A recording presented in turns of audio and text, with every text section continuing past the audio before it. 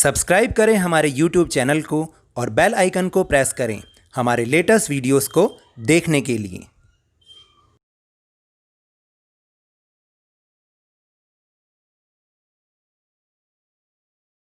Worksheet शुरू करने से पहले एक ज़रूरी इन्फॉर्मेशन कि मुझे ऐसा लगता है कि मेरी सारी वीडियोस की नोटिफिकेशंस आप तक नहीं पहुंच पा रही हैं, क्योंकि मैंने ऐसा पढ़ा है कि YouTube एक दिन में केवल 3 वीडियोस की ही नोटिफिकेशंस किसी चैनल के सब्सक्राइबर्स को भेजता है। तो ऐसे में आप क्या कीजिए, अपनी YouTube ऐप ओपन कीजिएगा, उसमें नीचे कुछ टैब्स लिखे रहते हैं, जैसे होम, दूसरे नंबर पर ट्रेंड्स और तीसरे नंबर पर सब्सक्रिप्शन। आपको क्या करना है कि केवल उसको सब्सक्रिप्शन को टच करना है और ऊपर आपके वो सारे लोगोस बने आ जाएंगे जिन चैनल्स को आपने सब्सक्राइब कर रखा है। उसमें एक स्काई ब्लू कलर का लवनीश सर की क्लास का चैनल का लोगो भी होगा, आपने उसको टच करना है तो आप सीधा चैनल में पहुंच जाएंगे, जहां पर सारी अपडेटेड और लेटेस्ट वीडियोस हैं जिन्हें आप देख सकते हैं। क्योंकि जो आज की वर्कशीट है वो मैं एक दिन पहले ही उस पर अपलोड कर देता हूँ, तो आप उन वीडियोज़ को देखिए, फ़ायदा उठाइए और मुझे भी मेरी मेहनत का फल मिल जाएगा। तो आप मेरे लिए सिर्फ इतना सा कर लीजिए। Thank you very much. Hello and welcome to Lovneesh sir की क्लास। This is directorate of education GNCT of Delhi's worksheet number 5 and it is only for class 8 student.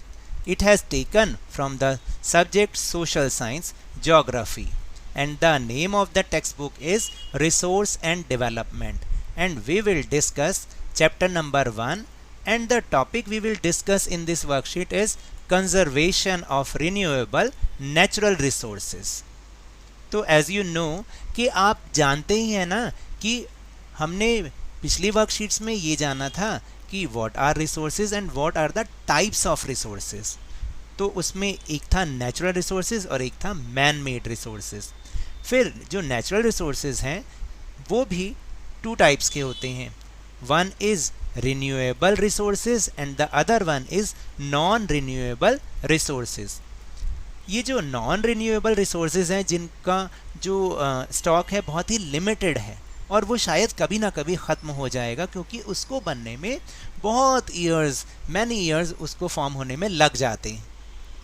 तो हमें उनको तो कंजर्व करना ही करना है, लेकिन ये जो रिन्यूएबल रिसोर्सेज हैं जिन्हें हम 1 और मोर टाइम भी यूज़ कर सकते हैं, इनको भी हम इतने केयरलेसली यूज़ करते जा रहे हैं कि हम उन्हें पॉल्यूट कर रहे हैं, उन्हें गंदा कर रहे हैं और अपने लिए और मुसीबत बढ़ा रहे हैं। तो कहीं एक दिन ऐसा ना हो कि ये जो नॉन रिन्यूएबल रिसोर्सेज हैं ये भी ख़त्म हो जाएं और जो रिन्यूएबल रिसोर्सेज हैं वो भी हम ख़राब कर बैठें। तो फिर क्या होगा, हमारे लिए कुछ भी नहीं बचेगा और जो हमारी फ्यूचर जनरेशन्स हैं उनके लिए भी कुछ नहीं बचेगा। तो लेट्स स्टार्ट। हम इसी पे ही आज डिस्कस करेंगे, इसी टॉपिक पे डिस्कस करेंगे। So now let's start and understand with me. We have previously understood as why the conservation of resources is necessary. हमने ये सब पढ़ा और समझा भी कि कंजर्वेशन ऑफ रिसोर्सेज क्यों ज़रूरी है। There are many resources which are abundant in nature and also there are some which can be used only once। तो देखिए, इस नेचर ने हमें बहुत सारे रिसोर्सेज दिए हैं। कुछ रिसोर्सेज तो ऐसे हैं जिनको हम जितना मर्जी यूज़ करें वो ख़त्म नहीं होते, लेकिन कुछ रिसोर्सेज ऐसे भी हैं which can be used only once, जिन्हें हम एक ही बार यूज़ कर सकते हैं। We knew it as renewable resources and non-renewable resources respectively, और हम इन्हें किसके रूप में जानते हैं, renewable resources और non-renewable resources के रूप में। Now let's discuss on the conservation of these resources। तो हमने लास्ट वर्कशीट्स में ये तो पढ़ा था कि जो नॉन रिन्यूएबल रिसोर्सेज हैं जो कि लिमिटेड हैं उन्हें हमें कंजर्व करना चाहिए, लेकिन आज इस वर्कशीट में हम ये डिस्कस करेंगे कि जो रिन्यूएबल नेचुरल रिसोर्सेज हैं हमें उन्हें भी कंजर्व करना पड़ेगा, क्योंकि हम उन्हें धीरे धीरे पोल्यूट कर रहे हैं, उन्हें ख़राब कर रहे हैं। So now let's discuss renewable resources. Those resources which can be replenished very quickly are renewable resources, or in other words we can say the resources which we use which we use and use, मतलब हम उसको use करते हैं, एक बार use करते हैं और फिर दोबारा से भी उसको यूज़ कर सकते हैं। तो इनको हम रिन्यूएबल रिसोर्स कहते हैं और ये बहुत ही जल्दी दोबारा से रीप्लेनिश्ड हो जाते हैं, मीन्स यूज़ करने के लिए वापस से वो फॉर्म में आ जाते हैं। However, if we use some of these renewable resources like water, soil, air and forest carelessly, it will have an adverse effect on their deposits। और देखिए ना कि इनमें से जो कुछ renewable resources हैं जैसे water, soil, air and forest, उसको हम इतना केयरलेसली यूज़ कर रहे हैं कि इनके जो डिपॉजिट है, जो इनका डिपॉजिट का मतलब जो इनके स्टॉक्स हैं, उन पर इसका एडवर्स इफेक्ट पड़ रहा है। Insufficient water and drying of natural resources of water are the major issues in most part of the world. Similarly, digging of topsoil and continuous deforestation led to reoccurrence of natural disasters, which poses a great challenge to mankind। और देखिए example के तौर पर हमने ये पढ़ा कि जो ये नेचुरल रिसोर्सेज ऑफ वाटर हैं वो धीरे धीरे कम होते जा रहे हैं और ये पूरे वर्ल्ड में एक मेजर इशू बनता जा रहा है, क्योंकि जैसे जैसे ये नेचुरल सोर्सेज ऑफ वाटर ख़त्म होते जाएंगे हमारी लाइफ और ज़्यादा कॉम्प्लिकेटेड होती जाएगी। इसी तरह से सिमिलरली जो डिगिंग ऑफ टॉप सॉइल है, मींस हम लोग क्या करते हैं, डिगिंग करते रहते हैं और मिनरल्स को माइंस करते हैं और फिर उनमें से मिनरल्स निकालते हैं और उसको एज इट इज़ ओपन छोड़ देते हैं, जिससे क्या होता है कि वो जो लैंड होती है वो किसी पर्पस की नहीं रह जाती। इसी तरह हम कंटिन्यूस डिफॉरेस्टेशन करते जा रहे हैं, हम अपने यूज़ के लिए जो फॉरेस्ट है उनको ख़त्म करते जा रहे हैं। इससे क्या हो रहा है कि आजकल आप देखिए जितने भी नेचुरल डिज़ास्टर्स हैं वो बहुत ही ज़्यादा उनकी अकरेंस हो रही है और ये हमारे लिए एक बहुत बड़ा चैलेंज बनते जा रहे हैं। तो इसलिए हमें जो रिन्यूएबल नेचुरल रिसोर्सेज हैं उन्हें भी कंजर्व करना चाहिए। That is why renewable natural resources is important. हमें उनको जो है इम्पॉर्टेंट वो हैं हमारे लिए, इसलिए इम्पॉर्टेंट है क्योंकि उनका जो स्टॉक है वो अनलिमिटेड है। लेकिन हमें उस चीज़ को ना सोच के कि भाई वो तो अनलिमिटेड है, हम उसको केयरलेसली यूज़ करते जा रहे हैं, तो ऐसा नहीं होना चाहिए। Let's find out and list.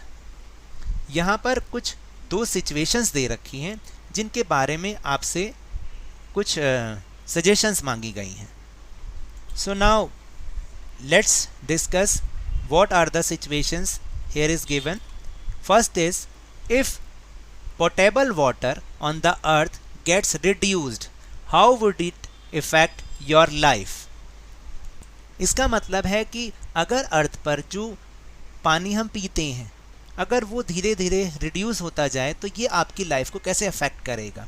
तो यहाँ पर मैंने उसको कुछ सजेशन लिखी है, थोड़ा फॉन्ट छोटा है क्योंकि टेक्स्ट ज़्यादा था तो इसलिए मैं बोल भी रहा हूँ, आप उसको सुन के समझ सकते हैं।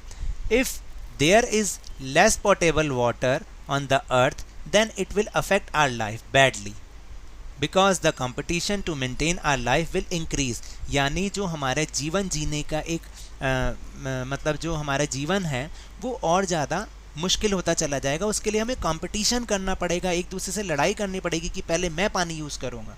And this also means that food supply will also be reduce, क्योंकि हम सबको तो पता है कि जब हम क्रॉपिंग करते हैं, एग्रीकल्चर करते हैं तो उसमें कोई पोल्यूटेड वाटर से थोड़ी करते हैं, उसके लिए भी हमें साफ़ पानी चाहिए। तो इसके लिए क्या होगा कि अगर ऐसा होगा तो जो फूड सप्लाई होगी वो भी अफेक्टेड होगी और जो disease related to polluted water हैं विल बी ऑल्सो इंक्रीज। और जो क्या होगा कि जो भी पोल्यूटेड वाटर से रिलेटेड डिसीज़ हैं जैसे कि डायरिया होता है और बहुत सारी जो बीमारियां होती हैं वो भी धीरे धीरे इंक्रीज़ होती चली जाएंगी।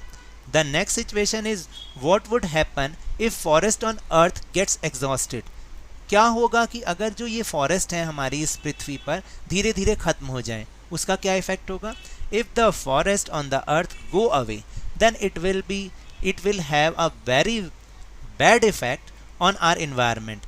The temperature of the whole world will go up rise हो जाएगा हमारे पूरे वर्ल्ड का टेम्परेचर, गर्मी बढ़ती चली जाएगी, and we will have to face a lot of problems like floods. और जो फ्लड जैसी जितनी भी नेचुरल डिजास्टर्स हैं उन्हें हमें बहुत ज़्यादा प्रॉब्लम्स उनकी फेस करनी पड़ेगी। So there is a activity for you, every person can contribute the conservation of resources. हर पर्सन जो है वो रिसोर्सेज के कंजर्वेशन में हेल्प कर सकता है, कंट्रीब्यूट कर सकता है। Some of them are listed below, उनमें से कुछ नीचे दी गई हैं। Apart from these right how you can contribute. अगर इनके अलावा आपको भी बताना है कि आप कैसे कंट्रीब्यूट कर सकते हो, तो कुछ आपको सजेशंस देनी है ताकि उन्हें बचाया जा सके। First is conservation of water. उसका फर्स्ट पॉइंट है कि by not using portable water for cleaning roads and washing vehicles. हमें जो पीने वाला पानी है उससे रोड्स और व्हीकल्स को क्लीन नहीं करना चाहिए। Second is conserving water while doing daily course, जैसे बाथिंग, वॉशिंग क्लोथ्स, मतलब जो रोज़मर्रा के काम है, बाथिंग है या वॉशिंग क्लोथ्स है, उसमें हमें पानी को जो वेस्ट नहीं करना चाहिए। Third suggestion is if any tap is seen open then it should be close immediately. अगर आप कोई नल खुला देखते हैं तो आप उसको तुरंत बंद कर दीजिए। If any tap or pipe is leaking then it should be check. हमें कोई भी पाइप या टैप लीक कर रहा है तो उसे तुरंत चेक करवाना चाहिए। And the last one is water should be stopped while brushing your teeth. जब हम अपने दांतों को ब्रश करते हैं ना, तब हमें टैप को ओपन नहीं रखना चाहिए, उसके लिए हम एक मग भर सकते हैं। Second is conservation of land और सॉइल। तो इसके लिए क्या सजेशन है कि by using fertile land for agriculture only. तो जो फर्टाइल लैंड है उसको केवल एग्रीकल्चर के लिए यूज़ करना चाहिए। Second is building homes and factory only on barren land. जो बैरन लैंड होती है यानी बंजर भूमि होती है, उस पर हम क्या कर सकते हैं, उस पर हम होम्स बना सकते हैं या फैक्ट्रीज बना सकते हैं। Third is by not using plastics. अगर हम प्लास्टिक को यूज़ करेंगे तो उससे हमारी जो लैंड और सॉइल होती है दोनों ख़राब होती हैं, तो हमें उसे ये नहीं यूज़ करना चाहिए। Fourth suggestion is rotation of crops. मतलब एक ही तरीके की क्रॉप्स को नहीं हमें करना चाहिए, बल्कि उसको रोटेट करना चाहिए, जिससे जो लैंड और सॉइल है दोनों की जो फर्टाइल पावर है वो बनी रहे, रिमेन्स सेम रहे। Fifth is control on soil erosion. Soil erosion क्या होता है कि जो भी एक लेयर होती है, फर्टाइल लेयर होती है सॉइल के ऊपर, वो या तो बाय एयर और बाय वाटर वो एक जगह से दूसरी जगह शिफ्ट हो जाती है। तो उससे क्या होता है कि हमारी जो लैंड या सॉइल होती है वो ख़राब होनी शुरू हो जाती है। तो हमें उस पर कंट्रोल करना चाहिए, कुछ ऐसे वेज ढूंढने चाहिए जिससे हम उस पर कंट्रोल कर सकें। Third is conservation of air, यानी जिस एयर को में हम सांस लेते हैं उसको हम कैसे बचाएं।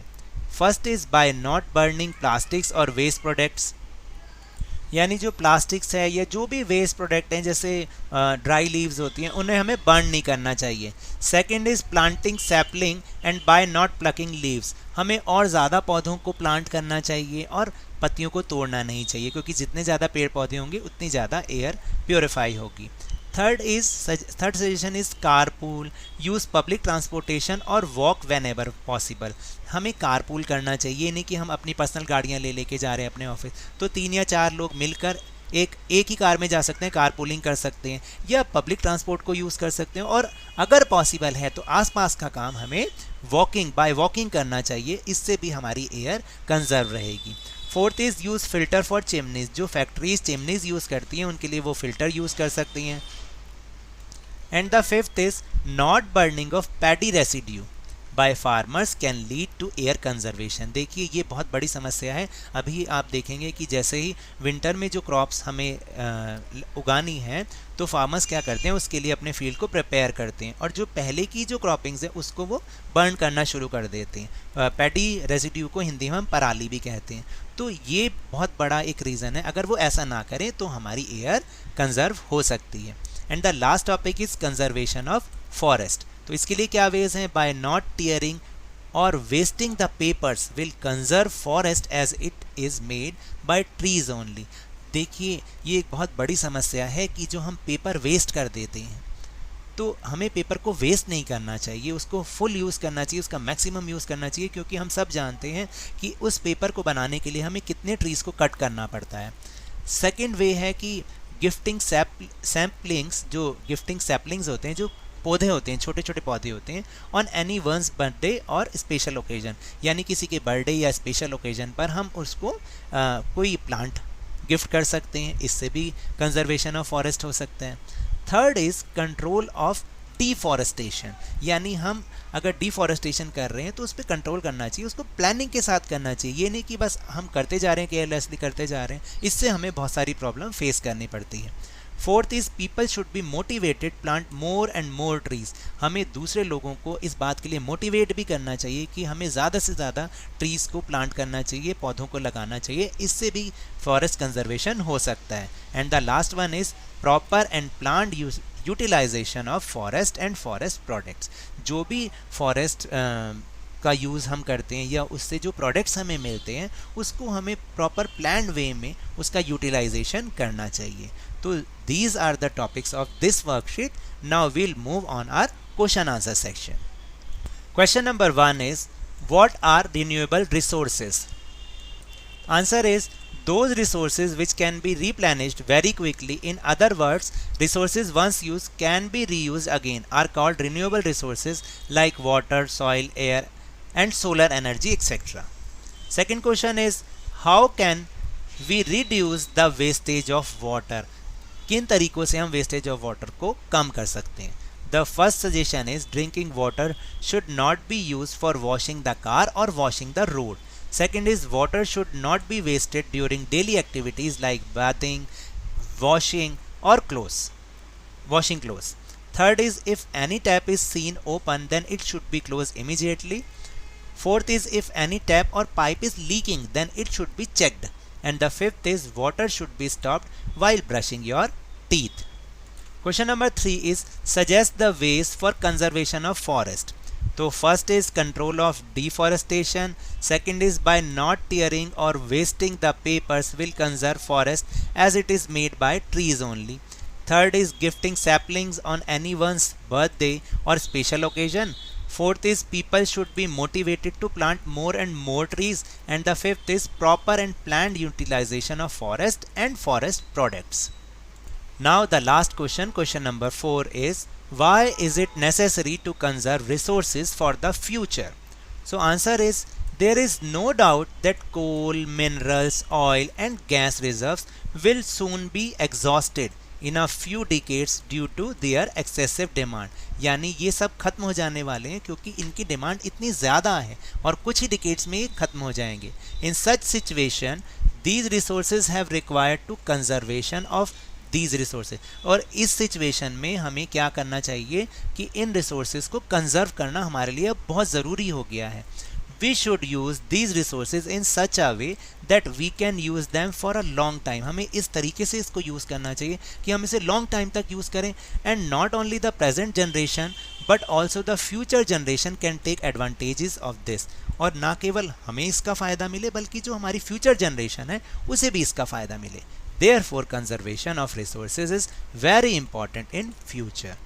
So now that's all for this worksheet. अगर मेरे इस तरह समझाने से अब आपको थोड़ा थोड़ा समझ में आने लग गया है तो इस चैनल को ज़्यादा से ज़्यादा सब्सक्राइब कीजिए, लाइक कीजिए और बहुत ज़्यादा शेयर कीजिए और मेरे साथ इसी तरह वर्कशीट को समझते रहिए, लेकिन ध्यान और मन लगाकर ज़रूर पढ़ते रहिए, पूरी मेहनत के साथ पढ़ते रहिए.